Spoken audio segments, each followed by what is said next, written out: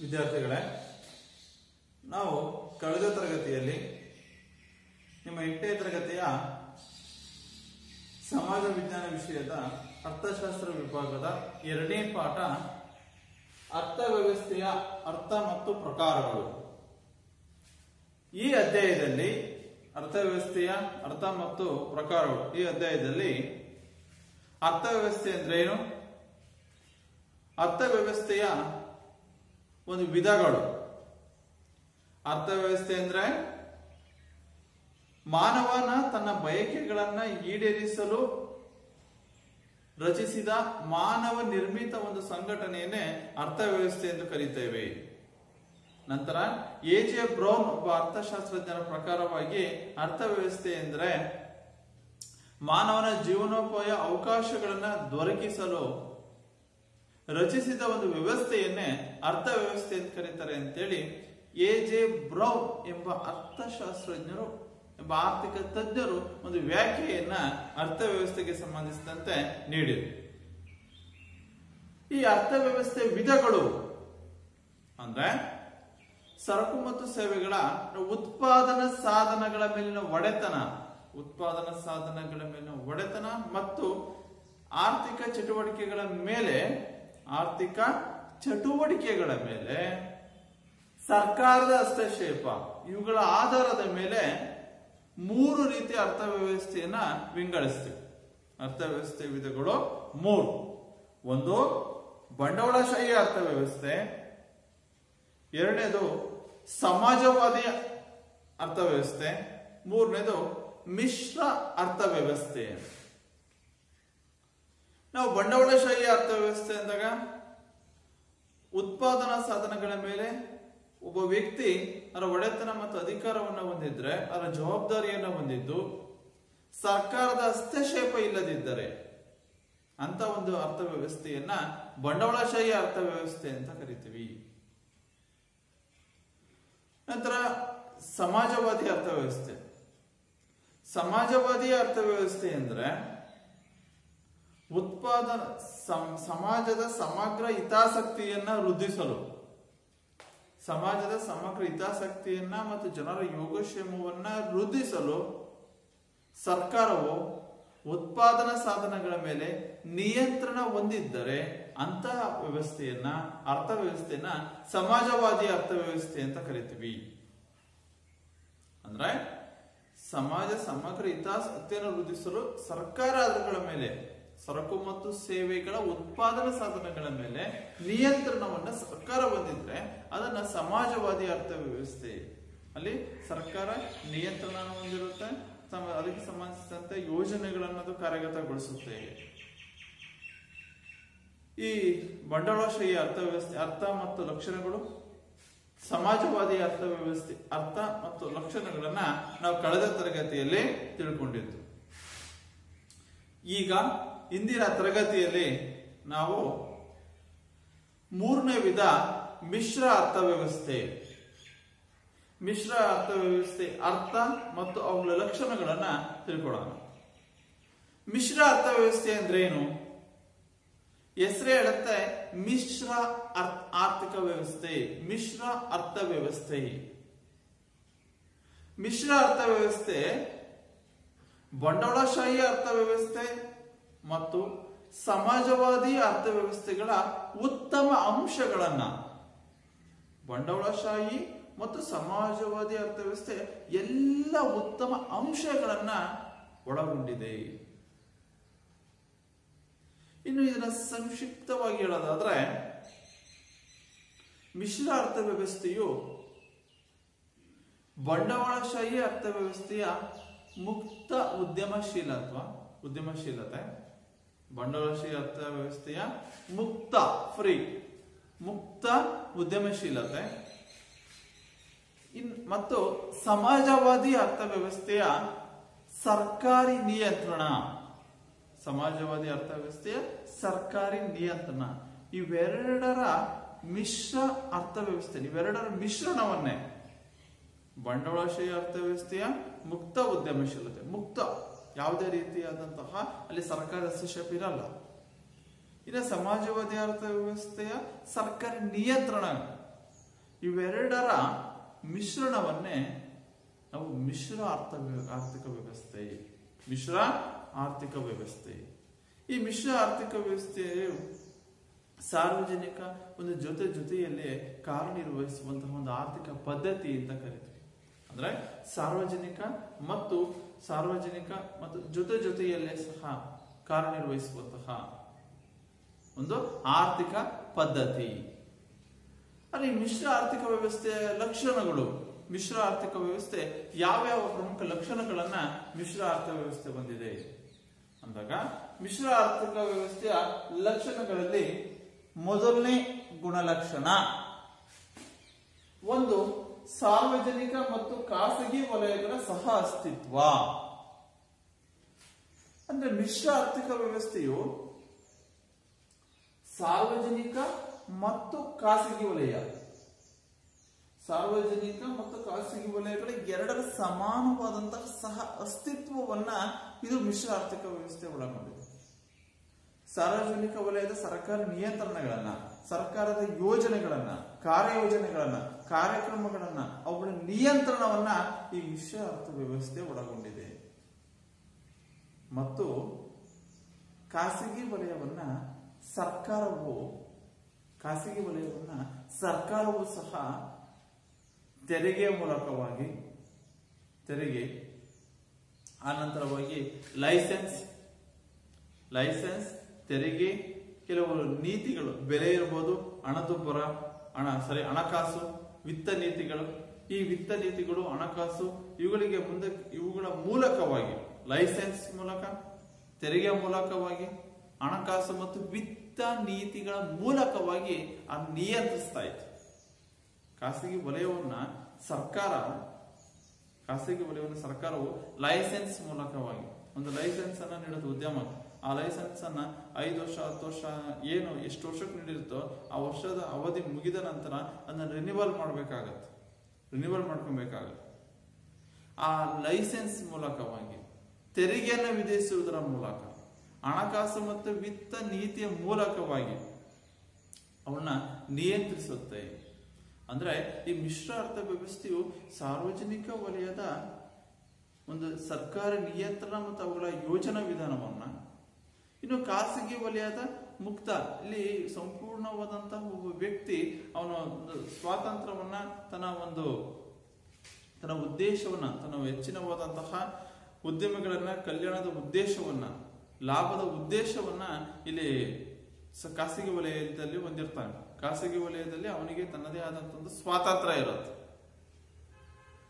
ಆದ್ರೆ ಆ ಸ್ವಾತಂತ್ರ್ಯ ಸಾರ್ವಜನಿಕ ವಲಯದ ಸರ್ಕಾರ ನಿಯಂತ್ರಣದ ಚೌಕಟ್ಟಿಗೆ ಅದು ಒಳಪಟ್ಟಿರುತ್ತೆ. ಈ ಮಿಶ್ರ ಅರ್ಥವ್ಯವಸ್ಥೆಯು ಇವೆರಡರ ಒಂದು ಮಿಶ್ರಣವನ್ನ, ಇವೆರಡರ ಅಸ್ತಿತ್ವವನ್ನ ಇದು ಒಳಗೊಂಡಿದೆ. ಇದು ಮೊದಲನೇ ಲಕ್ಷಣ. ಮಿಶ್ರ ಅರ್ಥವ್ಯವಸ್ಥೆಯ ಮೊದಲನೇ ಲಕ್ಷಣ ಸಾರ್ವಜನಿಕ ಮತ್ತು ಖಾಸಗಿ ವಲಯಗಳ ಸಹ ಅಸ್ತಿತ್ವವನ್ನ ಇದು ಒಳಗೊಂಡಿದೆ. ಸಾರ್ವಜನಿಕ ಮತ್ತು ಖಾಸಗಿ ವಲಯಗಳ ಎರಡರ ಸಹ ಅಸ್ತಿತ್ವವನ್ನು ಇದು ಒಳಗೊಂಡಿದೆ. ಇದು ಮಿಶ್ರ ಅರ್ಥವ್ಯವಸ್ಥೆ ಮೊದಲನೇ ಲಕ್ಷಣ. ಇದು ಎರಡನೇ ಲಕ್ಷಣ ವೈಯಕ್ತಿಕ ಸ್ವಾತಂತ್ರ್ಯ ಅಂತ. ವೈಯಕ್ತಿಕ ಸ್ವಾತಂತ್ರ್ಯ, ಇಲ್ಲಿ ವ್ಯಕ್ತಿಗಳು ಅವರು ತಮ್ಮ ಆಸಕ್ತಿಯ ಅನುಸಾರವಾಗಿ, ಅವ್ರಿಗೆ ಯಾವುದರ ಬಗ್ಗೆ ಹೆಚ್ಚಿನ ಆಸಕ್ತಿ ಇದೆ, ತಮ್ಮ ಆಸಕ್ತಿಯ ಅನುಗುಣವಾಗಿ ಉದ್ಯೋಗ ಮತ್ತು ಅನುಭೋಗವನ್ನು ಆಯ್ಕೆ ಮಾಡಲು ಸ್ವತಂತ್ರ ಇರ್ತಾರೆ. ಅಂದ್ರೆ ವ್ಯಕ್ತಿಗಳು ತಮ್ಮ ಆಸಕ್ತಿಗೆ ಅನುಗುಣವಾಗಿ ಯಾವ ಉದ್ಯೋಗವನ್ನು ಆಯ್ಕೆ ಮಾಡ್ಕೊಳ್ಬೇಕು, ಯಾವ ಅನುಭೋಗವನ್ನ, ಯಾವ ವಸ್ತುಗಳು, ಸರಕು ನಾನು ಅನುಭೋಗಿಸಿಕೊಳ್ಬೇಕು, ಬಳಸಿಕೊಳ್ಬೇಕು ಎಂಬುದನ್ನ ಆಯ್ಕೆ ಮಾಡಿಕೊಳ್ಳಲು ಸ್ವತಂತ್ರರಿರ್ತಾರೆ. ಆದ್ರೆ ಅವರ ಸ್ವಾತಂತ್ರ್ಯ, ಅವ್ರಿಗೇನ್ ಸ್ವಾತಂತ್ರ್ಯ ಇರುತ್ತದೋ ಅದು ಸರ್ಕಾರದ ನಿಯಂತ್ರಣ, ಆ ಒಂದು ಚೌಕಟ್ಟಿನೊಳಗೆ ಇರುತ್ತದೆ. ಮಿಶ್ರ ಅರ್ಥವ್ಯವಸ್ಥೆಯಲ್ಲಿ, ಬಂಡವಾಳಶಾಹಿ ಅರ್ಥವ್ಯವಸ್ಥೆಯಲ್ಲಿ ಯಾವುದೇ ರೀತಿಯಾದಂತಹ ಸರ್ಕಾರದ ಕಟ್ಟುಪಾಡುಗಳಾಗಲಿ, ಸರ್ಕಾರದ ಹಸ್ತಕ್ಷೇಪ ಇರಲ್ಲ. ಅವರು ತಮ್ಮ ಸ್ವ ಇಚ್ಛೆಗನುಗುಣವಾಗಿ ಅವರು ಸರಕು ಉತ್ಪಾದನೆ ಮಾಡಬಹುದು. ಆದ್ರೆ ಮಿಶ್ರ ಅರ್ಥವ್ಯವಸ್ಥೆ ಸಾರ್ವಜನಿಕ ವಲಯದ ಅಸ್ತಿತ್ವವನ್ನು ಒಳಗೊಂಡಿರುವುದರಿಂದ ಇಲ್ಲಿ ಸರ್ಕಾರದ ನಿಯಂತ್ರಣದ ಚೌಕಟ್ಟಿಗೆ ಒಳಗಡೆ ಆ ವ್ಯಕ್ತಿಗಳು ಬರ್ತಾರೆ. ಇಲ್ಲಿ ಸಾರ್ವಜನಿಕ ಸರ್ಕಾರದ ನಿಯಮಗಳು, ನಿಯಂತ್ರಣಗಳು, ನಿರ್ಬಂಧಗಳ ಚೌಕಟ್ಟಿನ ಒಳಗಡೆ ಖಾಸಗಿ ವಲಯ ತನ್ನ ಕಾರ್ಯಚಟುವಟಿಕೆಯನ್ನ ನಿರ್ವಹಿಸಬೇಕಾಗುತ್ತದೆ. ಅನೇಕ ವಸ್ತುಗಳ ಉತ್ಪಾದನೆಗಳನ್ನು ಸಹ ಅದು ಸರ್ಕಾರದ ನಿಯಂತ್ರಣ ಮತ್ತು ಆ ನಿಯಮಗಳ ಚೌಕಟ್ಟಿನ ಒಳಗಡೆ ಖಾಸಗಿ ವಲಯ ಕಾರ್ಯನಿರ್ವಹಿಸಬೇಕು. ಅಂದ್ರೆ ಖಾಸಗಿ ವಲಯಕ್ಕೆ ವೈಯಕ್ತಿಕವಾದಂತಹ ಒಂದು ಸ್ವಾತಂತ್ರ್ಯ ಇದೆ, ಆದ್ರೆ ಅವರ ಸ್ವಾತಂತ್ರ್ಯ ಸರ್ಕಾರದ ನಿಯಂತ್ರಣ ಮತ್ತು ಚೌಕಟ್ಟಿನೊಳಗಿರ್ಬೇಕು ಅಂತ. ಇದು ಮಿಶ್ರ ಆರ್ಥಿಕ ವ್ಯವಸ್ಥೆ. ವೈಯಕ್ತಿಕವಾದಂತಹ ಸ್ವಾತಂತ್ರ್ಯ ಇರುತ್ತೆ ಇಲ್ಲಿ, ಅವನು ಸರ್ಕಾರದ ಚೌಕಟ್ಟಿಗೆ ಒಳಪಟ್ಟು ಆ ವಸ್ತುಗಳನ್ನು ಉತ್ಪಾದನೆ ಮಾಡಬಹುದು, ಆದ್ರೆ ಅದಕ್ಕೆ ಒಂದು ನಿಯಂತ್ರಣ ಜವಾಬ್ದಾರಿ ಮಾತ್ರ ಆ ಒಂದು ಸರ್ಕಾರದಿರುತ್ತೆ. ಇನ್ನು ಆರ್ಥಿಕ ಯೋಜನೆ, ಮಿಶ್ರ ಆರ್ಥಿಕ ವ್ಯವಸ್ಥೆಯ ಒಂದು ಮೂರನೇ ಪ್ರಮುಖವಾದಂತಹ ಗುಣಲಕ್ಷಣ ಅಂತಂದ್ರೆ ಆರ್ಥಿಕ ಯೋಜನೆ. ಈ ಅರ್ಥವ್ಯವಸ್ಥೆಯ ಅಭಿವೃದ್ಧಿಗಳು ಮತ್ತು ಅಭಿವೃದ್ಧಿಯ ಯೋಜನೆಗಳನ್ನು ರೂಪಿಸಲು ಯೋಜನಾ ವಿಧಾನಗಳನ್ನ ಇಲ್ಲಿ ಬಳಸಬೇಕಾಗುತ್ತೆ. ಸರ್ಕಾರದ ಅಭಿವೃದ್ಧಿಗೆ ಸಂಬಂಧಪಟ್ಟಂತೆ, ರಾಷ್ಟ್ರದ ಅಭಿವೃದ್ಧಿಗೆ ಸಂಬಂಧಿಸಿದಂತೆ ಯೋಜನಾ ವಿಧಾನಗಳನ್ನು ರೂಪಿಸಿ ಅವುಗಳನ್ನು ಕಾರ್ಯಗತ ಮಾಡುವಂತ ಒಂದು ಕಾರ್ಯವನ್ನ ಸರ್ಕಾರ ಮಾಡ್ತಾರೆ. ಜನರ ಯೋಗಕ್ಷೇಮವಾದ ಹಿತದೃಷ್ಟಿಯಿಂದ ಇಡೀ ಸಮಾಜದ ಸಮಗ್ರ ಹಿತಾಸಕ್ತಿಯನ್ನ, ಪ್ರತಿಯೊಬ್ಬ ವ್ಯಕ್ತಿಯ ಯೋಗಕ್ಷೇಮವನ್ನ, ಇಡೀ ರಾಷ್ಟ್ರದ ಅಭಿವೃದ್ಧಿಯ ದೃಷ್ಟಿಯಿಂದಾಗಿ ಯೋಜನಾ ವಿಧಾನಗಳನ್ನು ರೂಪಿಸಿ ಆ ಯೋಜನೆಗಳನ್ನ ಕಾರ್ಯಗತಗೊಳಿಸುವ ಕೆಲಸವನ್ನ ಈ ಒಂದು ಸಾರ್ವಜನಿಕ ವಲಯ ಮಾಡ್ತಾ ಇರುತ್ತೆ. ಈ ಖಾಸಗಿ ವಲಯವು ಸಹ ಈ ಸಾರ್ವಜನಿಕ ವಲಯ ಕೆಲವೊಂದು ಯೋಜನೆಗಳನ್ನ ರೂಪಿಸಿ ಜಾರಿಗೆ ತಂದ್ರು, ಆ ಮೂಲಕವಾಗಿ ಹೆಚ್ಚು ಉತ್ಪಾದನೆ ಮಾಡುವಂತ ಪ್ರೋತ್ಸಾಹಿಸುತ್ತೆ. ಅಂದ್ರೆ ಉತ್ತಮ ಯೋಜನೆಗಳನ್ನ ಜಾರಿಗೆ ಪಾಲನೆ ಮಾಡ್ರಿ, ಅವು ಪಾಲನೆ ಮಾಡಿದ್ರೆ ಜನರ ಯೋಗಕ್ಷೇಮ ಹೆಚ್ಚಾಗುತ್ತೆ, ಸಮಾಜದ ಒಂದು ಹಿತಾಸಕ್ತಿಯನ್ನು ಕಾಪಾಡಬಹುದು ಅಂತ ಪ್ರೋತ್ಸಾಹಿಸ. ಆದ್ರೆ ಖಾಸಗಿ ವಲಯ ಏನ್ ಮಾಡುತ್ತೆ ಮಿಶ್ರಾರ್ಥ ವ್ಯವಸ್ಥೆಯಲ್ಲಿ?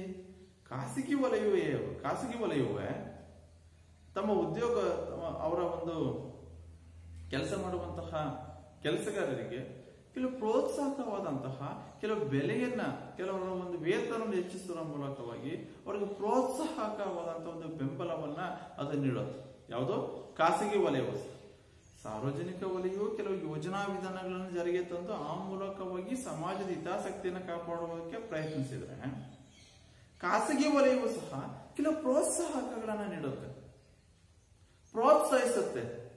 ಕೆಲವು ಉತ್ತಮವಾದಂತಹ ಬೆಲೆಯನ್ನ ಈ ಕಡಿಮೆ ವೆಚ್ಚದಲ್ಲಿ ಸರ್ಕಾರ ಉತ್ಪಾದನೆ ಮಾಡಿ ಅವುಗಳನ್ನ ಹೆಚ್ಚಿನವಾದಂತಹ ಒಂದು ಕಡಿಮೆ ಬೆಲೆಗೆ ಮಾರಾಟ ಮಾಡೋದ್ರ ಮೂಲಕ, ಅಥವಾ ಅವ್ರಿಗೆ ಒಂದು ಕೆಲಸ ಮಾಡುವಂತಹ ನೌಕರರಿಗೆ ಅಥವಾ ಉದ್ಯೋಗಸ್ಥರಿಗೆ, ಅವ್ರಿಗೆ ಕಾರ್ಮಿಕರಿಗೆ ಅವರಿಗೆ ಸರಿಯಾದಂತಹ ವೇತನವನ್ನು ಕೊಡೋದ್ರ ಮೂಲಕವಾಗಿ ಉತ್ತಮ ಸೌಲಭ್ಯಗಳನ್ನ ನೀಡುವುದರ ಮೂಲಕ ಅವರಿಗೆ ಪ್ರೋತ್ಸಾಹವನ್ನು ನೀಡೋದು. ಈ ಮೂಲಕ ಎರಡೂ ವಲಯಗಳು ಸಹ, ಸಾರ್ವಜನಿಕ ಮತ್ತು ಖಾಸಗಿ ಎರಡೂ ವಲಯಗಳು ಮಿಶ್ರ ಅರ್ಥ ವ್ಯವಸ್ಥೆಯಲ್ಲಿ ತಮ್ಮ ಆರ್ಥಿಕ ಯೋಜನೆಗಳನ್ನು ರೂಪಿಸಿ ಸಮಾಜದ ಹಿತಾಸಕ್ತಿಯನ್ನು ಕಾಪಾಡುವುದಕ್ಕೆ ಪ್ರತ್ಯಕ್ಷ ಮತ್ತು ಪರೋಕ್ಷವಾಗಿ ಎರಡೂ ಸಹ ಸಹಕರಿಸುತ್ತವೆ. ನಾಲ್ಕನೇದು ಬೆಲೆ ನೀತಿ ಅಂದಾಗ ಇಲ್ಲಿ ಸರ್ಕಾರದ ಸಾರ್ವಜನಿಕ ವಲಯಗಳು ಆ ಬೆಲೆಗಳ ಮೇಲೆ ಗಮನಾರ್ಹವಾದಂತಹ ಪ್ರಭಾವವನ್ನು ಬೀರ್ತವೆ. ಸಾರ್ವಜನಿಕ ವಲಯ ಏನ್ ರೂಪಿಸುವಂತಹ ಯೋಜನಾ ವಿಧಾನಗಳು ಏನಿದ್ದಾವೋ ಅವು ಬೆಲೆಗಳ ಮೇಲೆ ಗಮನಾರ್ಹವಾದಂತಹ ಪ್ರಭಾವವನ್ನು ಬೀರ್ತವೆ. ಇಲ್ಲಿ ಸರಿಯಾದಂತಹ ಬೆಲೆಯನ್ನ ಇಲ್ಲಿ ನಿಗದಿಪಡಿಸಬೇಕಾಗುತ್ತದೆ. ವಸ್ತುಗಳ, ಸರಕುಗಳ ಮೇಲೆ ಅವು ಸರಿಯಾದ ಒಂದು ಬೆಲೆಯನ್ನು ನಿಗದಿ ಮಾಡಿ ಆ ಬೆಲೆಗೆ ಸಂಬಂಧಿಸಿದಂತೆ ಒಂದು ಯೋಜನೆಗಳನ್ನ ಕಾರ್ಯಗತಗೊಳಿಸಿಕೊಂಡು ಅವುಗಳನ್ನು ನಿಗದಿಪಡಿಸಿ ಒಂದು ಜನರಿಗೆ, ಒಂದು ಗ್ರಾಹಕರಿಗೆ ಮುಟ್ಟಿಸುವಂತ ಕಾರ್ಯವನ್ನ ಇಲ್ಲಿ ಮಾಡಬೇಕಾಗುತ್ತೆ. ಯಾಕೆಂದ್ರೆ ಇಲ್ಲಿ ಒಬ್ಬ ಬಂಡವಾಳಶಾಹಿ ಅರ್ಥವ್ಯವಸ್ಥೆ ಅಂದಾಗ ಅವನು ಹೆಚ್ಚು ಲಾಭ ಗಳಿಸಬೇಕು ಅನ್ನೋದು ಮೂಲ ಉದ್ದೇಶ ಆಗಿರೋದ್ರಿಂದ ಅವನೇನ್ ಮಾಡ್ತಾನೆ, ಇದನ್ನು ಹೆಚ್ಚಿನವಾದಂತ ಬೆಲೆಯನ್ನು ನಿಗದಿಪಡಿಸ್ತಾನೆ. ಉದಾಹರಣೆ ಪೆನ್ನಿಗೆ ಒಂದು 5 ರೂಪಾಯಿ ಇದೆ ಅಂತಂದಾಗ ಅವನು ಲಾಭ ಗಳಿಸಬೇಕು ಅಂತೇಳಿ 20 ರೂಪಾಯಿ ಪೆನ್ನಿನ ಬೆಲೆಯನ್ನ 20 ರೂಪಾಯಿ ಅಂತ ನಿಗದಿಪಡಿಸ್ತಾನೆ, ಲಾಭ ಗಳಿಸಬೇಕು ಅಂತ. ಅಲ್ಲಿ ಯಾವುದೇ ರೀತಿ ಸರ್ಕಾರದ ಹಸ್ತಕ್ಷೇಪ, ನಿಯಂತ್ರಣ ಇರಲ್ಲ. ಆದ್ರೆ ಮಿಶ್ರ ಅರ್ಥ ವ್ಯವಸ್ಥೆಯಲ್ಲಿ ಸರ್ಕಾರದ ಒಂದು ನಿಯಂತ್ರಣ ಚೌಕಟ್ಟಿನ ಒಳಗಡೆ ಅವನು ಕಾರ್ಯನಿರ್ವಹಿಸಬೇಕಾಗಿರೋದ್ರಿಂದ ಆಗ ಸರಿಯಾದ ಬೆಲೆಯನ್ನ ನಾವು ನಿಗದಿಪಡಿಸಬೇಕಾಗುತ್ತದೆ. ಅದರಿಂದ ಮಿಶ್ರ ಅರ್ಥ ವ್ಯವಸ್ಥೆಯು ಒಂದು ಬೆಲೆ ನೀತಿ ಎಂಬ ಉತ್ತಮ ಲಕ್ಷಣವನ್ನು ಸಹ ಇದು ಒಳಗೊಂಡಿದೆ. ಇದು ಮಿಶ್ರ ಅರ್ಥ ವ್ಯವಸ್ಥೆಯು ಸಾರ್ವಜನಿಕ ಮತ್ತು ಖಾಸಗಿ ವಲಯಗಳ ಸಹ ಅಸ್ತಿತ್ವವನ್ನ, ಎರಡರ ಸಹ ಅಸ್ತಿತ್ವವನ್ನು ಇದು ಒಳಗೊಂಡಿದೆ. ವೈಯಕ್ತಿಕ ಸ್ವಾತಂತ್ರ್ಯ, ಈ ಒಂದು ಖಾಸಗಿ ವಲಯದ ವ್ಯಕ್ತಿಗೆ ಸಂಪೂರ್ಣವಾದಂತಹ ಒಂದು ಸ್ವಾತಂತ್ರ್ಯ ಇರುತ್ತದೆ. ಅವನು ತಮ್ಮ ಆಸಕ್ತಿಗೆ ಅನುಗುಣವಾಗಿ ಉದ್ಯೋಗ ಮತ್ತು ಅನುಭೋಗವನ್ನು ಆಯ್ಕೆ ಮಾಡಲು ಸ್ವತಂತ್ರ ನೀಡ್ತಾನೆ. ಆದ್ರೆ ಅವನ ಸ್ವಾತಂತ್ರ್ಯ ಸರ್ಕಾರದ ನಿಯಂತ್ರಣ ಮತ್ತು ನಿಯಮಗಳ ಚೌಕಟ್ಟಿನ ಒಳಗೆ ಇರುತ್ತದೆ. ಇನ್ನು ಆರ್ಥಿಕ ಯೋಜನೆ, ಸರಿಯಾದ ರೀತಿಯಾದಂತ ಯೋಜನೆಗಳನ್ನ, ಯೋಜನಾ ವಿಧಾನಗಳನ್ನ ಇಲ್ಲಿ ಕಾರ್ಯಗತಗೊಳಿಸಬೇಕಾಗುತ್ತದೆ. ಆ ಮೂಲಕವಾಗಿ ಪ್ರೋತ್ಸಾಹಿಸುತ್ತೆ ಹೆಚ್ಚು ಉತ್ಪಾದನೆಯನ್ನ ಮಾಡುವಂತೆ.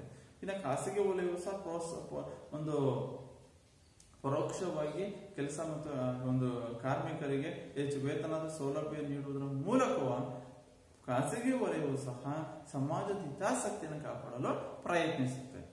ಇನ್ನು ಬೆಲೆ ನೀತಿಗೆ ಸಂಬಂಧಪಟ್ಟಂತೆ ಒಂದು ಬೆಲೆ ನೀತಿಯಲ್ಲಿ ಸರ್ಕಾರದ ಏನು ಯೋಜನೆಗಳದವೋ ಆ ನಿಯಂತ್ರಣದವೋ ಅದರ ಚೌಕಟ್ಟಿನ ಒಳಗಡೆ ವಸ್ತುಗಳ ಸರಕುಗಳ ಮೇಲೆ ಬೆಲೆಯನ್ನು ನಿಗದಿಪಡಿಸಬೇಕಾಗುತ್ತದೆ. ಇದು ಮಿಶ್ರ ಅರ್ಥವ್ಯವಸ್ಥೆಯ ಲಕ್ಷಣಗಳು. ಈ ಮಿಶ್ರ ಅರ್ಥವ್ಯವಸ್ಥೆಯು ಈ ಉತ್ತಮ ಲಕ್ಷಣಗಳನ್ನ ಹೊಂದಿರೋದ್ರಿಂದ ಈ ಮಿಶ್ರ ಅರ್ಥವ್ಯವಸ್ಥೆಯನ್ನ ಹೊಂದಿರುವಂತಹ ರಾಷ್ಟ್ರ ಅಂದ್ರೆ ನಮ್ಮ ಭಾರತ. ಮಿಶ್ರ ಅರ್ಥವ್ಯವಸ್ಥೆಗೆ ಒಂದು ಅತ್ಯುತ್ತಮವಾದ ಉದಾಹರಣೆ ಅಂತಂದ್ರೆ ನಮ್ಮ ರಾಷ್ಟ್ರ ಈ ಸಾರ್ವಜನಿಕ ವಲಯ ಮತ್ತು ಈ ಖಾಸಗಿ ವಲಯಗಳ ಮಿಶ್ರಣವಾದಂತಹ ಮಿಶ್ರ ಅರ್ಥವ್ಯವಸ್ಥೆಯನ್ನ ಇದು ಹೊಂದಿದೆ. ಅರ್ಥ ಆಯ್ತಾ? ಎಕ್ಸಾಮ್ ಕೇಳ್ತಾರೆ, ಮಿಶ್ರ ಅರ್ಥವ್ಯವಸ್ಥೆ ಅಂದ್ರೆ ಏನು, ಮಿಶ್ರ ಅರ್ಥವ್ಯವಸ್ಥೆ ಲಕ್ಷಣಗಳನ್ನ ತಿಳಿಸಿ. ಮಿಶ್ರ ಅರ್ಥವ್ಯವಸ್ಥೆ ಬಂಡವಾಳಶಾಹಿ ಮತ್ತು ಸಮಾಜವಾದಿ ಅರ್ಥವ್ಯವಸ್ಥೆಗಳ ಮಿಶ್ರಣವನ್ನೇ ಮಿಶ್ರ ಅರ್ಥವ್ಯವಸ್ಥೆ.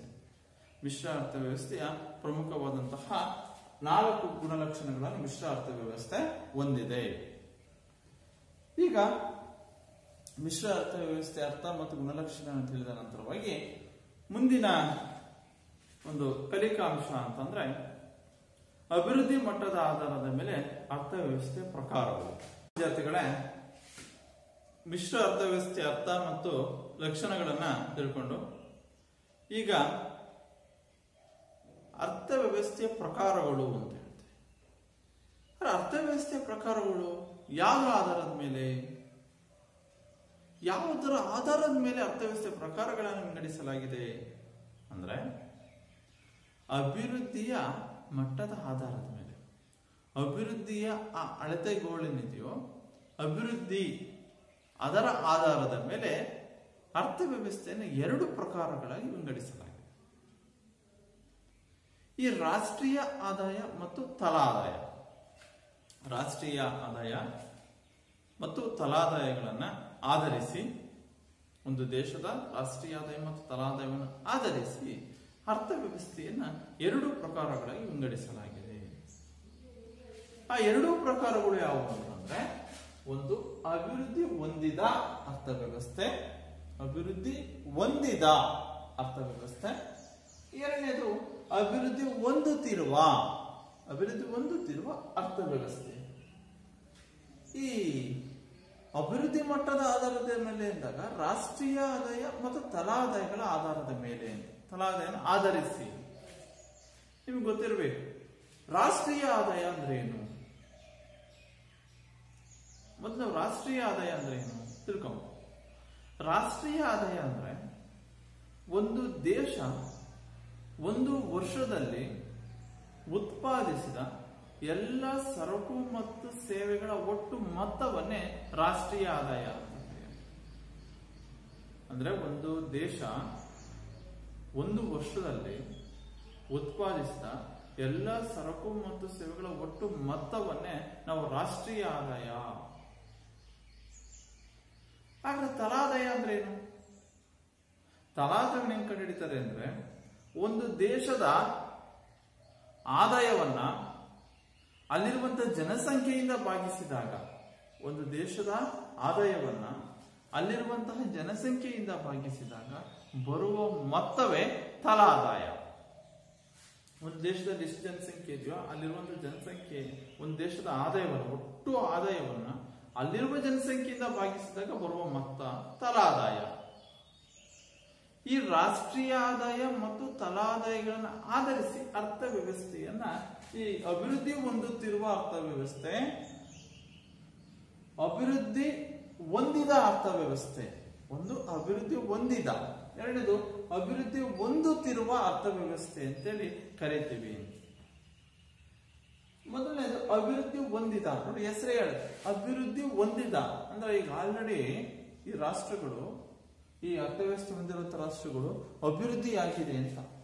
ಅಭಿವೃದ್ಧಿ ಹೊಂದಿದ ಅರ್ಥವ್ಯವಸ್ಥೆ, ಈ ಅಭಿವೃದ್ಧಿ ಹೊಂದಿದ ಅರ್ಥವ್ಯವಸ್ಥೆಯನ್ನ ಹೊಂದಿರುವಂತಹ ರಾಷ್ಟ್ರಗಳಲ್ಲಿ ಜನಸಂಖ್ಯೆ ಕಡಿಮೆ ಇರುತ್ತೆ, ಜನನ ಪ್ರಮಾಣ ಕಡಿಮೆ ಇರುತ್ತೆ, ಉತ್ತಮ ವೈದ್ಯಕೀಯ ಸೌಲಭ್ಯಗಳಿಂದಾಗಿ, ಉತ್ತಮ ವೈದ್ಯಕೀಯ ಸೌಲಭ್ಯದಿಂದ ಮರಣ ದರದ ಪ್ರಮಾಣವೂ ಸಹ ಕಡಿಮೆ ಇರುತ್ತೆ, ಉತ್ತಮ ನಾಗರಿಕ ಸೌಲಭ್ಯಗಳಿರುತ್ತೆ, ಉತ್ತಮ ಆರೋಗ್ಯ ವ್ಯವಸ್ಥೆ, ಉತ್ತಮ ಶಿಕ್ಷಣ ಇರಬಹುದು, ಹೆಚ್ಚಿನ ಆದಾಯ ಇರುತ್ತೆ, ತಲಾದಾಯ ಹೆಚ್ಚಾಗಿರುತ್ತೆ, ಜನರ ತಲಾದಾಯ ಸಹ ಹೆಚ್ಚಿರುತ್ತೆ.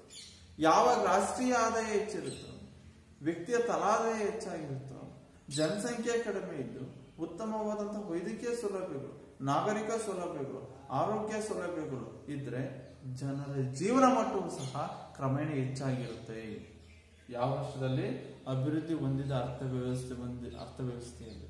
ಅಭಿವೃದ್ಧಿ ಹೊಂದಿದ ಅರ್ಥವ್ಯವಸ್ಥೆಯಲ್ಲಿ ಬಂಡವಾಳ ಹೂಡಿಕೆ ಪ್ರಮಾಣ ಸಹ ಹೆಚ್ಚಾಗಿರುತ್ತೆ, ಉತ್ಪಾದನೆ ಪ್ರಮಾಣ ಹೆಚ್ಚಾಗಿರುತ್ತೆ, ರಾಷ್ಟ್ರೀಯ ಆದಾಯವೂ ಸಹ ಹೆಚ್ಚಾಗಿರುತ್ತೆ, ತಲಾದಾಯವೂ ಸಹ ಹೆಚ್ಚಾಗಿರುತ್ತೆ, ಉತ್ತಮ ನಾಗರಿಕ ಸೌಲಭ್ಯಗಳು, ಅಲ್ಲಿರುವಂತಹ ಅರ್ಥವ್ಯವಸ್ಥೆಯನ್ನು ಹೊಂದಿರುವಂತಹ ರಾಷ್ಟ್ರದಲ್ಲಿ ಇರುವ ಎಲ್ಲ ಜನರಿಗೂ ಉತ್ತಮ ನಾಗರಿಕ ಸೌಲಭ್ಯಗಳನ್ನು ನೀಡಲಾಗಿರುತ್ತೆ.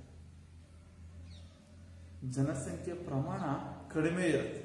ಯಾಕೆ ಅಂದ್ರೆ ಆ ಅರ್ಥವ್ಯವಸ್ಥೆಯನ್ನು ಹೊಂದಿರುವಂತಹ ರಾಷ್ಟ್ರಗಳು ಪರಿಣಾಮಕಾರಿಯಾದಂತಹ ಜನಸಂಖ್ಯೆ ನಿಯಂತ್ರಣಗಳನ್ನ ಜಾರಿಗೆ ತಂದಿರ್ತವೆ. ಜನಸಂಖ್ಯೆ ನಿಯಂತ್ರಣ ಕ್ರಮಗಳನ್ನ, ಕುಟುಂಬ ಕಲ್ಯಾಣ ಯೋಜನೆ, ಇಂಥ ಪರಿಣಾಮಕಾರಿಯಾದಂತಹ ಒಂದು ಜನಸಂಖ್ಯೆ ನಿಯಂತ್ರಣ ಕ್ರಮಗಳನ್ನ ಜಾರಿಗೆ ತಂದಿರೋದ್ರಿಂದ ಆ ರಾಷ್ಟ್ರಗಳಲ್ಲಿ ಜನಸಂಖ್ಯೆ ಪ್ರಮಾಣ ಏನಾಗಿರುತ್ತೆ? ಕಡಿಮೆ ಇರುತ್ತೆ. ಈ ಅಭಿವೃದ್ಧಿ ಹೊಂದುತ್ತಿರುವ ಅರ್ಥವ್ಯವಸ್ಥೆಯಲ್ಲಿ ಒಟ್ಟಾರೆಯಾಗಿ ಜನಸಂಖ್ಯೆ, ಜನರ ಜೀವನ ಮಟ್ಟ ಅಭಿವೃದ್ಧಿಯಾಗಿರುತ್ತೆ, ಜನರ ಜೀವನ ಮಟ್ಟ ಉತ್ತಮವಾಗಿರುತ್ತೆ. ಉತ್ತಮವಾದಂತಹ ಜನರ ಜೀವನ ಮಟ್ಟ, ಉತ್ತಮವಾಗಿ ತಮ್ಮ ಜೀವನ ಮಟ್ಟವನ್ನು ಜನರು ನಿರ್ವಹಿಸ್ತಾ ಇರ್ತಾರೆ. ಅಭಿವೃದ್ಧಿ ಹೊಂದಿದ. ಇನ್ನು ಅಭಿವೃದ್ಧಿ ಹೊಂದುತ್ತಿರುವ ಅರ್ಥವ್ಯವಸ್ಥೆ, ಅಭಿವೃದ್ಧಿ ಹೊಂದುತ್ತಿರುವಂತಹ ಅರ್ಥವ್ಯವಸ್ಥೆ, ಇನ್ನು ಅಭಿವೃದ್ಧಿ ಆಗಿಲ್ಲ, ಅಭಿವೃದ್ಧಿ ಹೊಂದ್ತಾ ಇದೆ.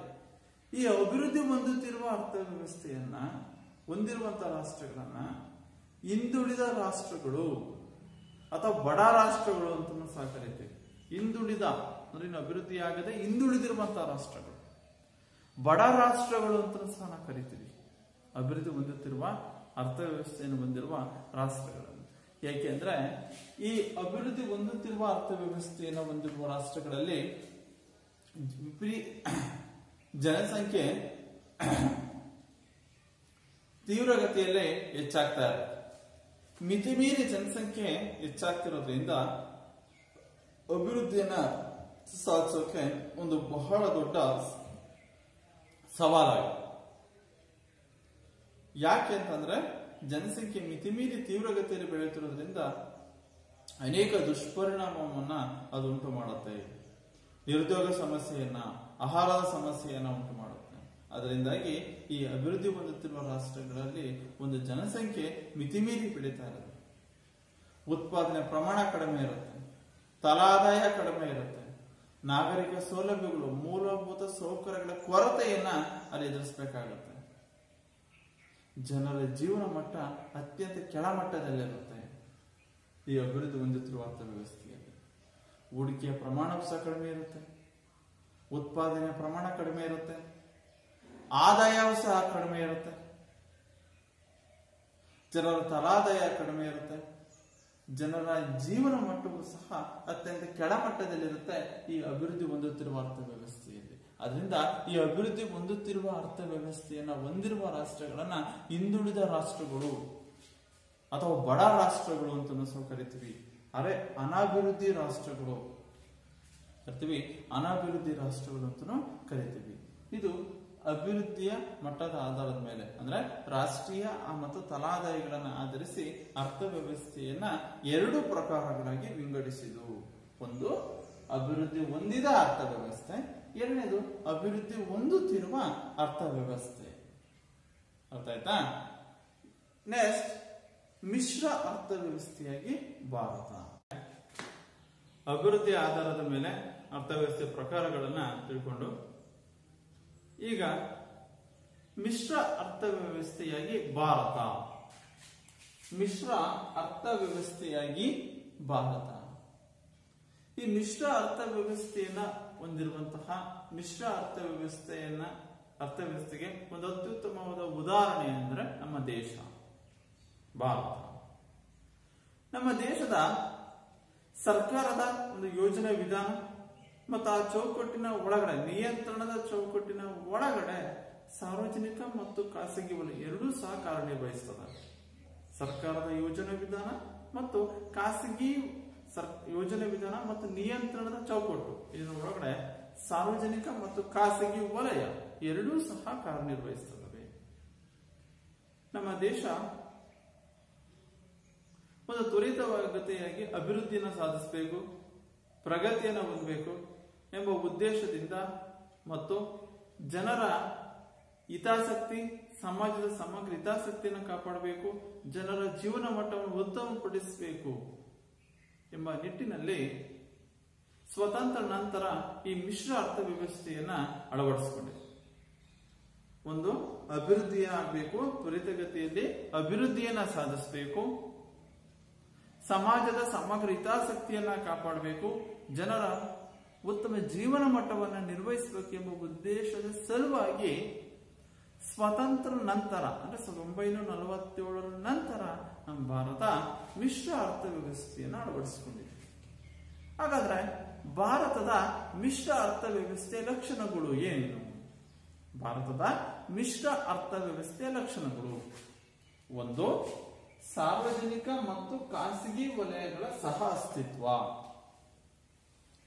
ಭಾರತದ ಮಿಶ್ರ ಅರ್ಥವ್ಯವಸ್ಥೆಯ ಗುಣಲಕ್ಷಣಗಳಲ್ಲಿ ಮೊದಲನೇದು ಸಾರ್ವಜನಿಕ ಮತ್ತು ಖಾಸಗಿ ವಲಯಗಳ ಸಹ ಅಸ್ತಿತ್ವ, ಎರಡನೇದು ಯೋಜನಾಧಾರಿತ ಅಭಿವೃದ್ಧಿ, ಮೂರನೇದು ಸಾರ್ವಜನಿಕ ವಲಯದ ಪಾತ್ರ, 4 ಖಾಸಗಿ ವಲಯ, 5 ಸಾರ್ವಜನಿಕ ಖಾಸಗಿ ವಲಯಗಳ ಸಮನ್ವಯತೆ. ಸಾರ್ವಜನಿಕ ಮತ್ತು ಖಾಸಗಿ ವಲಯಗಳ ಸಮನ್ವಯತೆ. ಈ 5 ಲಕ್ಷಣಗಳು ಭಾರತದ ಮಿಶ್ರ ಅರ್ಥವ್ಯವಸ್ಥೆಯ ಲಕ್ಷಣಗಳು ಅಂತ. ಭಾರತದ ಮಿಶ್ರ ಅರ್ಥವ್ಯವಸ್ಥೆಯ ಲಕ್ಷಣಗಳು. ಮೊದಲನೇದು ಸಾರ್ವಜನಿಕ ಮತ್ತು ಖಾಸಗಿ ವಲಯಗಳ ಸಹ ಅಸ್ತಿತ್ವ. ಈ ಮಿಶ್ರ ಅರ್ಥವ್ಯವಸ್ಥೆ ಹೇಳುತ್ತೆ ಬಂಡವಾಳಶಾಹಿ ಅರ್ಥವ್ಯವಸ್ಥೆ ಮತ್ತು ಸಮಾಜವಾದಿ ಅರ್ಥವ್ಯವಸ್ಥೆ ಲಕ್ಷಣಗಳನ್ನ ಇದು ಒಳಗೊಂಡಿದೆ, ಉತ್ತಮ ಅಂಶಗಳನ್ನ ಇದು ಒಳಗೊಂಡಿದೆ. ಭಾರತ ಸರ್ಕಾರದ 1948 ಮತ್ತು 1956 ಕೈಗಾರಿಕಾ ನೀತಿ, ಭಾರತ ಸರ್ಕಾರ ಜಾರಿಗೊಳಿಸಿದಂತಹ 1948 ಮತ್ತು 1956 ಕೈಗಾರಿಕಾ ನೀತಿಗಳು ಸಾರ್ವಜನಿಕ ವಲಯದ ವಿಸ್ತೃತ ಪಾತ್ರದೊಂದಿಗೆ, ಸಾರ್ವಜನಿಕ ವಲಯದ ವಿಸ್ತೃತ ಪಾತ್ರದೊಂದಿಗೆ ಈ ಒಂದು ಸಾರ್ವಜನಿಕ ಮತ್ತು ಖಾಸಗಿ ವಲಯಗಳ ಸಹ ಅಸ್ತಿತ್ವಕ್ಕೆ ಅವಕಾಶವನ್ನು ಕಲ್ಪಿಸಿದೆ.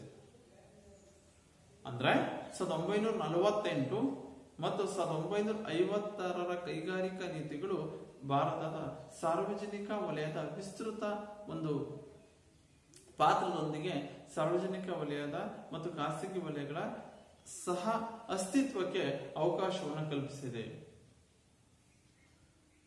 ನಂತರ ಈ ಒಂದು ಸಾರ್ವಜನಿಕ ವಲಯದಲ್ಲಿ ಭಾರಿ ಮತ್ತು ಮೂಲ ಕೈಗಾರಿಕೆಗಳಿದ್ದು, ಮೂಲ ಮತ್ತು ಭಾರೀ ಕೈಗಾರಿಕೆಗಳು ಸಾರ್ವಜನಿಕ ವಲಯದಲ್ಲಿ ಇದ್ದು, ಆದ ನಂತರ 1990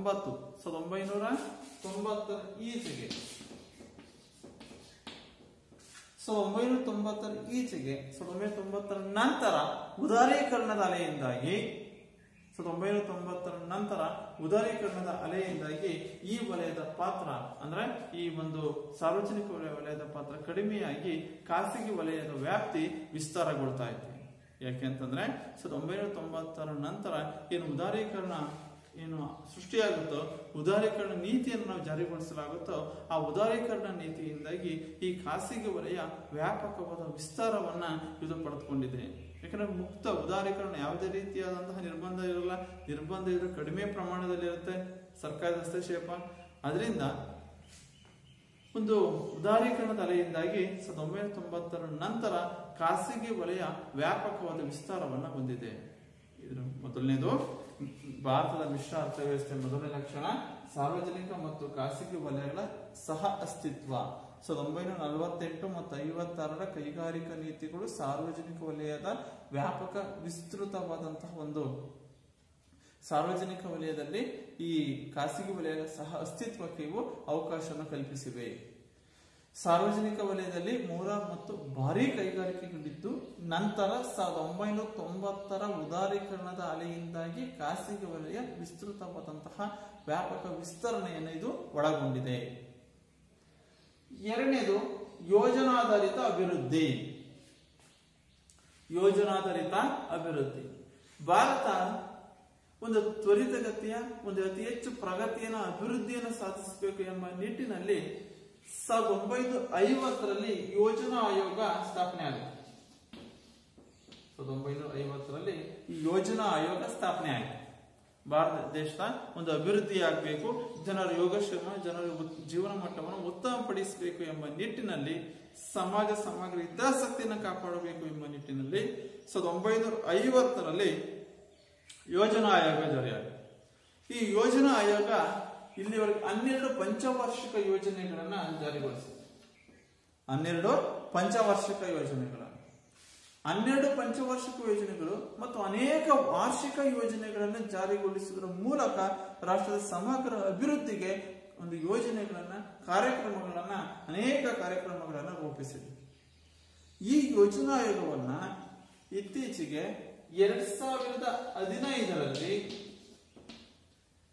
ಈ ಯೋಜನಾ ಆಯೋಗವನ್ನ 2015 ಆ ಯೋಜನಾ ಆಯೋಗದ ಹೆಸರನ್ನ ಮಾರ್ಪಡಿಸಿ ಅದಕ್ಕೆ ರಾಷ್ಟ್ರೀಯ ಸಂಸ್ಥೆ ಅಂತ ಒಂದು ಹೆಸರನ್ನ ನಾಮಕರಣ ಮಾಡ್ತಾರೆ. ಆ ಯೋಜನಾ ಆಯೋಗವನ್ನ ಯೋಜನಾ ಆಯೋಗ 2015 ಭಾರತದ ಪರಿವರ್ತನೆಯ ದೃಷ್ಟಿಯಿಂದ ಇಡೀ ನಮ್ಮ ದೇಶದ ಪರಿವರ್ತನೆಗಾಗಿ, ಭಾರತದ ಪರಿವರ್ತನೆಗೆ ಆ ಯೋಜನಾ ಆಯೋಗಕ್ಕೆ ಬದಲಾಗಿ ರಾಷ್ಟ್ರೀಯ ಒಂದು ಸಂಸ್ಥೆ, ರಾಷ್ಟ್ರೀಯ ಸಂಸ್ಥೆ ಅಂತೇಳಿ ಅದಕ್ಕೆ ಒಂದು ಹೆಸರನ್ನ ರವಾನಿಸ್ತಾರೆ. ಹೆಸರನ್ನ ಒಂದು ರಚನೆಯನ್ನ ಮಾಡ್ತಾರೆ, ರಾಷ್ಟ್ರೀಯ ಸಂಸ್ಥೆ. ಅಂದ್ರೆ ಈ ಲಕ್ಷಣ ಏನಪ್ಪಾ ಅಂದ್ರೆ ಯೋಜನಾಧಾರಿತ ಅಭಿವೃದ್ಧಿ ಅಂದ್ರೆ ಇಡೀ ನಮ್ಮ ದೇಶದ ಸಮಗ್ರ ಅಭಿವೃದ್ಧಿಯ ದೃಷ್ಟಿಯಿಂದ ನಾವು ಯೋಜನಾ ಆಯೋಗವನ್ನು ರಚನೆ ಮಾಡಿದ್ದು 1950. ಅದು ಈ ಯೋಜನಾ ಆಯೋಗ 12 ಪಂಚವಾರ್ಷಿಕ ಯೋಜನೆ, ಇಲ್ಲಿಯವರೆಗೂ 12 ಪಂಚವಾರ್ಷಿಕ ಯೋಜನೆಗಳನ್ನ, ಅನೇಕ ವಾರ್ಷಿಕ ಯೋಜನೆಗಳನ್ನ, ಕಾರ್ಯಕ್ರಮ ವಾರ್ಷಿಕ ಯೋಜನೆ ಜಾರಿಗೆ ತಂದು ಅವುಗಳ ಮೂಲಕ ಪರಿಣಾಮಕಾರಿಯಾದ ಕಾರ್ಯಕ್ರಮಗಳನ್ನು ರೂಪಿಸಿದೆ. ಇವುಗಳ ಮೂಲ ಉದ್ದೇಶ ಇಡೀ ದೇಶದ ಸಮಗ್ರ ಅಭಿವೃದ್ಧಿ, ಜನರ ಜೀವನ ಮಟ್ಟವನ್ನ ಉತ್ತಮಪಡಿಸುವುದು. ಈ ಯೋಜನಾ ಆಯೋಗವನ್ನ 2015 ಭಾರತದ ಪರಿವರ್ತನೆಗಾಗಿ ರಾಷ್ಟ್ರೀಯ ಸಂಸ್ಥೆ ಅಂತೇಳಿ ಆ ರಚನೆಯನ್ನ ಮಾಡಲಾಗಿದೆ. ನೆಕ್ಸ್ಟ್ ಸಾರ್ವಜನಿಕ ವಲಯದ ಪಾತ್ರ. ಈ ಸಾರ್ವಜನಿಕ ವಲಯ ಮಿಶ್ರ ಅರ್ಥವ್ಯವಸ್ಥೆಯಲ್ಲಿ ಆ ಸರ್ಕಾರದ ನಿಯಂತ್ರಣದ ಚೌಕಟ್ಟಿನ ಒಳಗಡೆ ಇದು ಕಾರ್ಯನಿರ್ವಹಿಸಬೇಕಾಗುತ್ತೆ. ಈ ಸಾರ್ವಜನಿಕ ವಲಯದಿಂದಾಗಿ ಇವತ್ತು ಆರ್ಥಿಕ ಅಸಮಾನತೆಯ ಪ್ರಮಾಣ ಕಡಿಮೆಯಾಗಿದೆ. ಈ ಸಾರ್ವಜನಿಕ ವಲಯದಿಂದ ಆರ್ಥಿಕ ಅಸಮಾನತೆ ಕಡಿಮೆಯಾಗಿದೆ. ಈ ಸಾರ್ವಜನಿಕ ವಲಯ ಇಲ್ಲದಿದ್ರೆ, ಸರ್ಕಾರದ ನಿಯಂತ್ರಣ ಅಥವಾ ನಿರ್ಬಂಧ ಚೌಕಟ್ಟಿನ ಒಳಗಡೆ ನಾವು ಇರಲಿಲ್ಲ ಅಂದಿದ್ರೆ ಆ ವ್ಯಕ್ತಿ ಅತಿ ಹೆಚ್ಚು ಲಾಭ ಗಳಿಸಬೇಕೆಂಬ ಉದ್ದೇಶದಿಂದ ವಸ್ತುಗಳ ಬೆಲೆಯನ್ನ ಹೆಚ್ಚಳ ಮಾಡ್ತಿದ್ದ, ಹೆಚ್ಚಳ ಮಾಡ್ತಿದ್ದ, ಅತಿ ಹೆಚ್ಚು ಲಾಭ ಗಳಿಸ್ತಿದ್ದ, ಶ್ರೀಮಂತನಾಗ್ತಿದ್ದ, ಬಡವನಾಗಿಯೇ ಉಳಿತಿದ್ದ. ಸಮಾಜದಲ್ಲಿ ಒಂದು ಅಸಮಾನತೆ, ಆರ್ಥಿಕ ಅಸಮಾನತೆ ಸೃಷ್ಟಿಯಾಗ್ತಾ ಇತ್ತು, ಯಾವುದೇ ನಿರ್ಬಂಧ ಇರಲಿಲ್ಲ ಅಂದಿದ್ರೆ. ಆದರೆ ಇಂದು ಸಾರ್ವಜನಿಕ ವಲಯದ ಪಾತ್ರ ಇರೋದ್ರಿಂದ, ಸಾರ್ವಜನಿಕ ವಲಯದಲ್ಲಿ ಸರ್ಕಾರದ ನಿಯಂತ್ರಣ ಚೌಕಟ್ಟಿನ ಒಳಗಡೆ ಖಾಸಗಿ ವಲಯವೂ ಸಹ ಕಾರ್ಯನಿರ್ವಹಿಸಬೇಕಾಗಿರೋದ್ರಿಂದ ಆರ್ಥಿಕ ಅಸಮಾನತೆ ಕಡಿಮೆ ಇದೆ. ಈ ಸಾರ್ವಜನಿಕ ವಲಯದಿಂದಾಗಿ ಹಿಂದುಳಿದ ಪ್ರದೇಶಗಳ ಅಭಿವೃದ್ಧಿಗೆ ಹೆಚ್ಚು ಆದ್ಯತೆಯನ್ನು ಕೊಡಲಾಗಿದೆ. ಉತ್ತಮ ಮೂಲಭೂತ ಸೌಕರ್ಯಗಳನ್ನ ಜನರಿಗೆ ಪರಿಣಾಮಕಾರಿಯಾಗಿ ಒದಗಿಸಲಾಗಿದೆ. ಹಿಂದುಳಿದ ಪ್ರದೇಶಗಳನ್ನ ಹೆಚ್ಚು ಅನುದಾನವನ್ನು ಬಿಡುಗಡೆ ಮಾಡಿ ಹಿಂದುಳಿದ ಪ್ರದೇಶಗಳ ಅಭಿವೃದ್ಧಿಗೆ ಹೆಚ್ಚು ಆದ್ಯತೆಯನ್ನ ಕೊಡಲಾಗಿದೆ. ಕಾರಣ ಈ ಸಾರ್ವಜನಿಕ ವಲಯದ ಒಂದು ಪ್ರಮುಖವಾದಂತಹ ಪಾತ್ರದಿಂದಾಗಿ ಸಾರ್ವಜನಿಕ ವಲಯದ ಒಂದು ಅವಶ್ಯಕತೆ, ಸಾರ್ವಜನಿಕ ವಲಯದ ಒಂದು ಸರ್ಕಾರದ ನಿಯಂತ್ರಣ ನಿರ್ಬಂಧದಿಂದಾಗಿ ಇವತ್ತು ಆರ್ಥಿಕ ಅಸಮಾನತೆ ಪ್ರಮಾಣ ಸಂಪೂರ್ಣವಾಗಿ ಕಡಿಮೆಯಾಗಿದೆ. ಇದು ಮಿಶ್ರ ಅರ್ಥವ್ಯವಸ್ಥೆ ಒಂದು ಪ್ರಮುಖವಾದಂತಹ ಲಕ್ಷಣ, ಸಾರ್ವಜನಿಕ ವಲಯದ ಪಾತ್ರ. ನೆಕ್ಸ್ಟ್ 4ನೇ ಪ್ರಮುಖ ಲಕ್ಷಣ ಅಂತಂದ್ರೆ ಖಾಸಗಿ ವಲಯ. ಇಂದಿನ ಜಾಗತಿಕ ಯುಗದಲ್ಲಿ ಖಾಸಗಿ ವಲಯ ಕೃಷಿ, ಸಣ್ಣ ಕೈಗಾರಿಕೆಗಳು, ಕಟ್ಟಡ ನಿರ್ಮಾಣ ಮುಂತಾದ ಕಾರ್ಯಗಳನ್ನ ಇವು ಖಾಸಗಿ ವಲಯ ನಿರ್ವಹಣೆ ಮಾಡ್ತಾರೆ. ಕೆಲವು ಕೃಷಿ ಮಾತ್ರ ಅಲ್ಲ, ಸಣ್ಣ ಕೈಗಾರಿಕೆಗಳಲ್ಲಿರ್ಬೋದು, ಒಂದು ಕಟ್ಟಡ ನಿರ್ಮಾಣ ಮಾಡುವಂತ ಕೆಲಸ ಕಾರ್ಯಗಳನ್ನ ಇವು ಖಾಸಗಿ ವಲಯಗಳು ಇವನ್ನ ನಿರ್ವಹಣೆ ಮಾಡ್ತಾರೆ. ಈ ಖಾಸಗಿ ವಲಯ ಇಡೀ ನಮ್ಮ ದೇಶದ ಜನರಿಗೆ ಬಹುತೇಕ ಬಹುಸಂಖ್ಯಾತ ಜನರಿಗೆ ಇವತ್ತು ಖಾಸಗಿ ವಲಯ ಉದ್ಯೋಗವನ್ನ ನೀಡಿದೆ.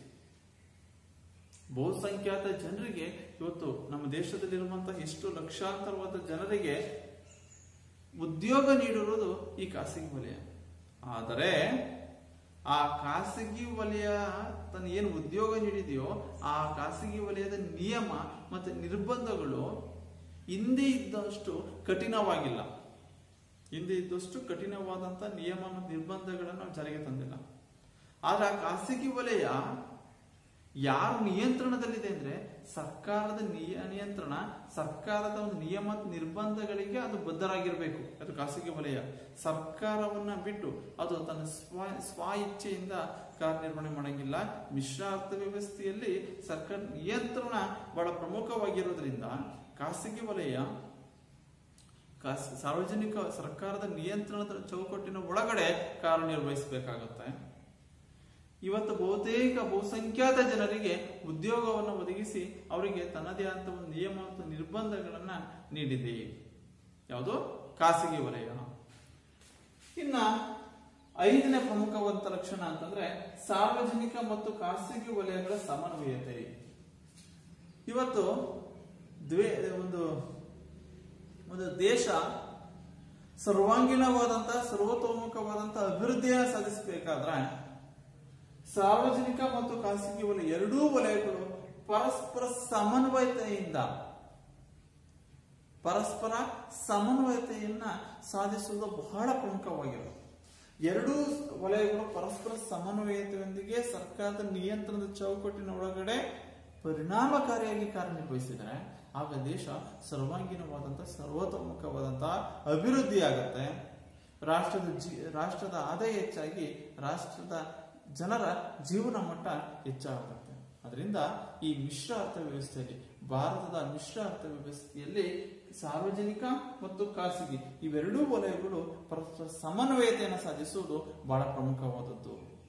ಹೀಗೆ ಭಾರತದ ಮಿಶ್ರ ಅರ್ಥವ್ಯವಸ್ಥೆ 5 ಪ್ರಮುಖ ಲಕ್ಷಣಗಳನ್ನ ಒಳಗೊಂಡಿದೆ.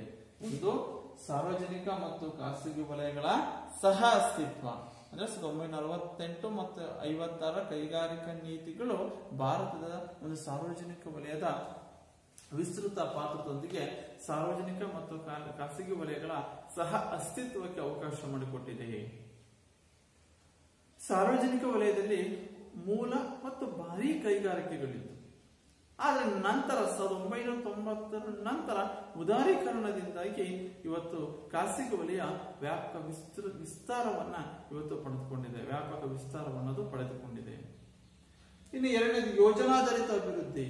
ಇಡೀ ದೇಶದ ಒಂದು ಅಭಿವೃದ್ಧಿಯ ದೃಷ್ಟಿಯಿಂದ 1950ರಲ್ಲಿ ಯೋಜನಾ ಆಯೋಗವನ್ನ ಜಾರಿಗೊಳಿಸ್ತೀವಿ. ಇಲ್ಲಿಯವರೆಗೆ 12 ಪಂಚವಾರ್ಷಿಕ ಯೋಜನೆಗಳನ್ನ, ಅನೇಕ ವಾರ್ಷಿಕ ಯೋಜನೆಗಳನ್ನ ಜಾರಿಗೆ ತಂದು ರೂಪಿಸಿ ಅವುಗಳ ಮೂಲಕ ಪರಿಣಾಮಕಾರಿಯಾದ ಕಾರ್ಯಕ್ರಮಗಳನ್ನು ಜಾರಿಗೊಳಿಸುವ ಮೂಲಕವಾಗಿ ದೇಶದ ಅಭಿವೃದ್ಧಿಗೆ ಜನರ ಜೀವನ ಮಟ್ಟವನ್ನು ಹೆಚ್ಚಿಸುವುದಕ್ಕೆ ಆದ್ಯತೆಯನ್ನು ಕೊಡಲಾಗಿದೆ. ನಂತರ ಈ ಯೋಜನಾ ಆಯೋಗವನ್ನ ಇತ್ತೀಚೆಗೆ 2015ರಲ್ಲಿ ಭಾರತದ ಪರಿವರ್ತನೆಗೆ ರಾಷ್ಟ್ರೀಯ ಸಂಸ್ಥೆ ಅಂತ ಹೇಳೋದನ್ನ ರಚನೆ ಮಾಡಲಾಗಿದೆ. ರಾಷ್ಟ್ರೀಯ ಸಂಸ್ಥೆ, ಯೋಜನಾಧಾರಿತ ಅಭಿವೃದ್ಧಿ. ಇನ್ನು ಮೂರನೇದು ಸಾರ್ವಜನಿಕ ವಲಯದ ಪಾತ್ರ. ಇತ್ತೀಚಿನ ದಿನಗಳಲ್ಲಿ ಸಾರ್ವಜನಿಕ ವಲಯವು ತನ್ನ ಬಹಳ ಪ್ರಮುಖವಾದ ಪಾತ್ರವನ್ನು ನಿರ್ವಹಿಸುತ್ತಿರುವುದರಿಂದ ಆರ್ಥಿಕ ಅಸಮಾನತೆ ಕಡಿಮೆಯಾಗಿದೆ. ಆರ್ಥಿಕ ಅಸಮಾನತೆಯ ಪ್ರಮಾಣ ಏನಾಗಿದೆ? ಕಡಿಮೆಯಾಗಿದೆ. ಅಷ್ಟೇ ಅಲ್ಲ, ಹಿಂದುಳಿದ ಪ್ರದೇಶಗಳ ಅಭಿವೃದ್ಧಿಗೆ ಹೆಚ್ಚು ಆದ್ಯತೆಯನ್ನು ಕೊಡಲಾಗಿದೆ. ಮೂಲ ಸೌಕರ್ಯಗಳನ್ನು ಪರಿಣಾಮಕಾರಿಯಾಗಿ ಜನರಿಗೆ ಒದಗಿಸಲಾಗ್ತಾ ಇದೆ. ಸಾರ್ವಜನಿಕ ವಲಯದ ಪಾತ್ರ. ನೆಕ್ಸ್ಟ್ ಖಾಸಗಿ ವಲಯ. ಇವತ್ತು ಬಹುಸಂಖ್ಯಾತ ಜನರಿಗೆ ಉದ್ಯೋಗ ಒದಗಿಸುತ್ತಿರುವ ವಲಯ ಅಂತಂದ್ರೆ ಖಾಸಗಿ ವಲಯ. ಆ ಖಾಸಗಿ ವಲಯದ ನಿಯಮ ಮತ್ತು ನಿರ್ಬಂಧಗಳು ಹಿಂದೆ ಇದ್ದಷ್ಟು ಏನು ಕಠಿಣವಾಗಿಲ್ಲ. ಸರಳವಾದಂತಹ ನಿಯಮ ಮತ್ತು ನಿರ್ಬಂಧಗಳನ್ನ ಅವರು ಕೆಲಸ ಮಾಡುವಂತ ನೌಕರರಿಗೆ, ಆ ಒಂದು ಕೆಲಸಗಾರರಿಗೆ ವಿಧಿಸಲಾಗಿದೆ. ಇನ್ನು 5ನೇ ಲಕ್ಷಣ ಸಾರ್ವಜನಿಕ ಮತ್ತು ಖಾಸಗಿ ವಲಯಗಳ ಸಮನ್ವಯತೆ. ಈ ಸಾರ್ವಜನಿಕ ಖಾಸಗಿ ಎರಡೂ ವಲಯಗಳು ಪರಸ್ಪರ ಸಮನ್ವಯತೆಯನ್ನು ಸಾಧಿಸಿ ಕೆಲಸ ಕಾರ್ಯವನ್ನ, ತಮ್ಮ ಕಾರ್ಯಚಟುವಟಿಕೆಯನ್ನ ಇವತ್ತು ನಿರ್ವಹಿಸುವುದರಿಂದ ದೇಶ ಅಭಿವೃದ್ಧಿಯ ಪಥದಲ್ಲಿ ಸಾಗುವುದಕ್ಕೆ ಕಾರಣವಾಗಿದೆ. ಹೀಗೆ ಭಾರತ ತನ್ನ ಮಿಶ್ರ ಅರ್ಥ ವ್ಯವಸ್ಥೆಯನ್ನು ಒಳಗೊಂಡಿದ್ದು, ಈ ಮಿಶ್ರ ಅರ್ಥ ವ್ಯವಸ್ಥೆ ಈ 5 ಪ್ರಮುಖ ಗುಣಲಕ್ಷಣಗಳನ್ನ ಇದು ಒಳಗೊಂಡಿದೆ. ಅರ್ಥ ಆಯ್ತಾ? ಭಾರತದ ಮಿಶ್ರ ಅರ್ಥ ವ್ಯವಸ್ಥೆಯ, ಮಿಶ್ರ ಆರ್ಥಿಕ ವ್ಯವಸ್ಥೆಯ ಲಕ್ಷಣಗಳು. ನಿಮ್ಮ ಅರ್ಥವ್ಯವಸ್ಥೆಯ ಅರ್ಥ ಮತ್ತು ಪ್ರಕಾರಗಳು ಈ ಅಧ್ಯಾಯದಲ್ಲಿ ನಾವು ಅರ್ಥವ್ಯವಸ್ಥೆ ಅರ್ಥ ಮತ್ತು ಲಕ್ಷಣಗಳು, ಅರ್ಥವ್ಯವಸ್ಥೆಯ ವಿಧಗಳು, ಒಂದು ಬಂಡವಾಳಶಾಹಿ ಅರ್ಥವ್ಯವಸ್ಥೆ, ಎರಡನೇದು ಸಮಾಜವಾದಿ ಅರ್ಥವ್ಯವಸ್ಥೆ, ಮೂರನೇದು ಮಿಶ್ರ ಅರ್ಥವ್ಯವಸ್ಥೆ. ನಂತರ ಅಭಿವೃದ್ಧಿಯ ಮಟ್ಟದ ಆಧಾರದ ಮೇಲೆ, ರಾಷ್ಟ್ರೀಯ ಆದಾಯ ಮತ್ತು ತಲಾದಾಯಗಳ ಆಧಾರದ ಮೇಲೆ ಅರ್ಥವ್ಯವಸ್ಥೆ 2 ಪ್ರಕಾರಗಳಾಗಿ ವಿಂಗಡಿಸ್ತೀವಿ. ಒಂದು ಅಭಿವೃದ್ಧಿ ಹೊಂದಿದ ಅರ್ಥವ್ಯವಸ್ಥೆ, ಎರಡನೇದು ಅಭಿವೃದ್ಧಿ ಹೊಂದುತ್ತಿರುವ ಅರ್ಥವ್ಯವಸ್ಥೆ. ನಂತರ ಮಿಶ್ರ ಅರ್ಥವ್ಯವಸ್ಥೆಯಾಗಿ ಭಾರತ, ಮಿಶ್ರ ಅರ್ಥವ್ಯವಸ್ಥೆಯಾಗಿ ಭಾರತದ ಲಕ್ಷಣಗಳು, ಇವೆಲ್ಲವುಗಳನ್ನ ನಾವು ಇಂದಿನ ಘಟಕದಲ್ಲಿ, ಈ ಘಟಕದಲ್ಲಿ ತಿಳಿದುಕೊಂಡಂತಹ ಕಲಿಕಾಂಶಗಳು. ಈ ಸಾರ್ವಜನಿಕ ವಲಯದಲ್ಲಿ ಸರ್ಕಾರ ಈ ಸಾರ್ವಜನಿಕ ಉದ್ಯಮಿಗಳ ಮೇಲೆ ತನ್ನ ಷೇರುಗಳನ್ನ ಹೂಡಿರುತ್ತೆ. ಆ ಷೇರುಗಳನ್ನ ಇವತ್ತು ಮಾರಾಟ ಮಾಡ್ತಾ ಇದೆ ಖಾಸಗಿಯವರಿಗೆ. ಅಂದ್ರೆ ಸರ್ಕಾರ ತನ್ನ ಸಾರ್ವಜನಿಕ ಉದ್ಯಮಿಗಳಲ್ಲಿನ ಷೇರುಗಳನ್ನ ಖಾಸಗಿಯವರಿಗೆ ಮಾರಾಟ ಮಾಡ್ತಾ ಇದೆ. ಇದನ್ನೇ ಹೂಡಿಕೆ ಹಿಂತೆಗೆತ, ಬಂಡವಾಳ ಹಿಂತೆಗೆತ ಅಂತ ಕರೀತಾರೆ.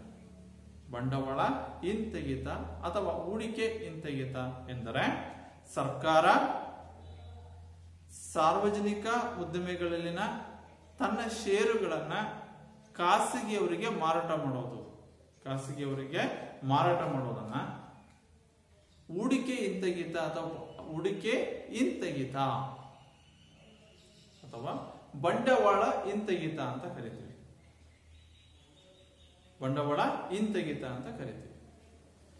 ಈ ಘಟಕದಲ್ಲಿ ಬರುವಂತಹ ಕೆಲವು ಪ್ರಶ್ನೆಗಳು, ಇದನ್ನ ನೀವು ಸಮಾಜ ಹೋಮ್ವರ್ಕ್ ಅಲ್ಲಿ ಬರ್ಕೊಂಡ್ಬರ್ಬೇಕು. ಗೃಹ ಕಾರ್ಯ ಅಥವಾ ಹೋಮ್ವರ್ಕ್ ಅಂತ ಏನ್ ಕರೀತೀರೋ ಆ ಹೋಮ್ವರ್ಕ್ಗೆ ಸಮಾಜ ಹೋಮ್ವರ್ಕ್ ಅಲ್ಲಿ ಬರ್ಕೊಂಡ್ಬರ್ಬೇಕು. ಈ ಘಟಕದಲ್ಲಿ ಬರುವಂತಹ ಪ್ರಶ್ನೆಗಳು ಅಂದ್ರೆ, ಒಂದು ಅರ್ಥವ್ಯವಸ್ಥೆ ಎಂದರೇನು, ಬಂಡವಾಳಶಾಹಿ ಅರ್ಥವ್ಯವಸ್ಥೆ ಲಕ್ಷಣಗಳನ್ನ ತಿಳಿಸಿ, ಅದನ್ನ 1 by 1 ಬಂಡವಾಳಶಾಹಿ ಅರ್ಥವ್ಯವಸ್ಥೆ ಲಕ್ಷಣಗಳನ್ನ ಬರ್ಕೊಂಡ್ಬರ್ಬೇಕು. ಎರಡನೇದು ಸಮಾಜವಾದಿ ಅರ್ಥವ್ಯವಸ್ಥೆಯ ಲಕ್ಷಣಗಳನ್ನ ಪಟ್ಟಿ ಮಾಡಿ. 4ನೇದು ಭಾರತದ ಮಿಶ್ರ ಅರ್ಥವ್ಯವಸ್ಥೆಯ ಪ್ರಮುಖವಾದ ಲಕ್ಷಣಗಳು. ಭಾರತವನ್ನ 5ನೇ ಪ್ರಶ್ನೆ, ಭಾರತವನ್ನು ಅಭಿವೃದ್ಧಿ ಹೊಂದುತ್ತಿರುವ ಅರ್ಥವ್ಯವಸ್ಥೆ, ನಮ್ಮ ದೇಶವನ್ನ ಅಭಿವೃದ್ಧಿ ಹೊಂದುತ್ತಿರುವ ಅರ್ಥವ್ಯವಸ್ಥೆ ಅಂತ ಅಭಿವೃದ್ಧಿ ಹೊಂದುತ್ತಿರುವ ಅರ್ಥವ್ಯವಸ್ಥೆ ಎಂದು ಏಕೆ ಪರಿಗಣಿಸಲಾಗಿದೆ? ನಮ್ಮ ದೇಶವನ್ನ ಅಭಿವೃದ್ಧಿ ಹೊಂದುತ್ತಿರುವ ಅರ್ಥವ್ಯವಸ್ಥೆ ಎಂದು ಏಕೆ ಪರಿಗಣಿಸಲಾಗಿದೆ? ಈ 5 ಪ್ರಶ್ನೆಗಳನ್ನ ನೀವು ಸಮಾಜ ಹೋಮ್ವರ್ಕ್ ಅಲ್ಲಿ ಬರ್ಕೊಂಡ್ಬರ್ಬೇಕು. ಈ ಪ್ರಶ್ನೆಗಳಿಗೆ ನೀವು ಉತ್ತರವನ್ನ ಬರ್ಕೊಂಬಂದ್ರೆ, ಸಮರ್ಪಕವಾದಂತ ಸರಿಯಾದ ಉತ್ತರವನ್ನ ಬರ್ಕೊಂಬಂದ್ರೆ ಅಂದ್ರೆ ಈ ಘಟಕ, ಈ ಭಾರತ ಅರ್ಥವ್ಯವಸ್ಥೆ ಅರ್ಥ ಮತ್ತು ಪ್ರಕಾರಗಳು, ಈ ಘಟಕ ಸಂಪೂರ್ಣವಾಗಿ ನಿಮಗೆ ಅರ್ಥ ಆಗಿದೆ ಅಂತ ನಾನು ಭಾವಿಸ್ಕೊಂಡೆ.